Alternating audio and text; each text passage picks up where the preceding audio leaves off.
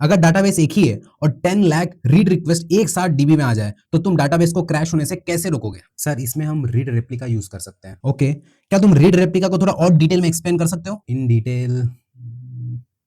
तो ये है हमारा 60 डेज सिस्टम डिजाइन सीरीज का डे नंबर 27, जिसमें हम डिस्कस करेंगे एवरीथिंग अबाउट रीड रेप्लिका। ठीक है, मैं इस वीडियो में ये पूरे क्वेश्चंस का आंसर दूंगा और ये पूरे क्वेश्चंस का आंसर्स आपको देने हैं जस्ट इस वीडियो को खत्म करने के बाद। देखो, रीड रेप्लिका जो है ना, ये कुछ नहीं है, ये just copy of main database है। देखो क्या होता है कि एक प्राइमरी डीबी होता है जिसको हम मास्टर डीबी बोलते हैं, उसमें जितने भी राइट और रीड के रिक्वेस्ट होते हैं वो उसमें जाते हैं और बस रीड वाले रिक्वेस्ट जो है वो रीड रेप्लिका में भेज देते हैं हम। ठीक है, ये आर्किटेक्चर देखो, इसमें कुछ क्लाइंट्स है, फिर उसके बाद एप्लीकेशन सर्वर है। जैसे ही रिक्वेस्ट आता है एप्लीकेशन सर्वर के पास तो एप्लीकेशन सर्वर देखता है, अगर वो रिक्वेस्ट रीड रिक्वेस्ट है तो डायरेक्ट उसको रीड रेप्लिका के पास भेज दो, अगर वो राइट रिक्वेस्ट है तो उसको मेन डीबी में भेज दो। ठीक है, और जैसे ही मेन डीबी में राइट हो जाती है तो वो रीड रेप्लिका के पास कॉपी हो जाता है। ठीक है, अब नेक्स्ट क्वेश्चन, रीड रेप्लिका को क्यों यूज करते हैं? देखो, मेन रीजन इसका स्केलेबिलिटी है। मोस्टली एप्लीकेशंस के पास बहुत सारे रीड आते हैं कंपेयर टू राइट। अब थर्ड क्वेश्चन है, रीड रेप्लिका कहां यूज होता है?